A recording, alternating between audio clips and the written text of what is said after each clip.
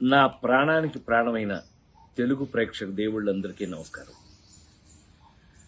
మొన్న Robin Hood pre release ఈవెంట్లో అనుకోకుండా డేవిడ్ వార్నర్ మీద నా నోట్లోంచి ఒక మాట దొర్లింది.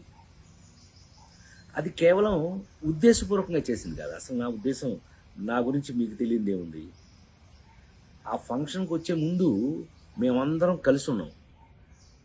ఎంత అల్లరి చేశాము అని అంటే గనక, నితిన్ని అతన్ని మీరంతా నాకు పిల్లలు లాంటి వాళ్ళు అన్న అంటే గట్టిగా వాటేసుకుని, నేను మెదలకుండా ఉండకుండా, నువ్వు యాక్టింగ్ చేస్తున్నావు కదా, నువ్వు యాక్టింగ్లోకి రా, నీ సంగతి చెప్తానన్నా.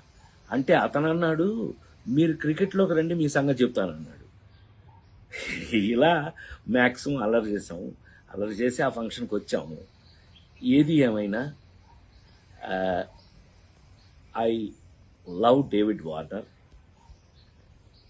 I love his cricket.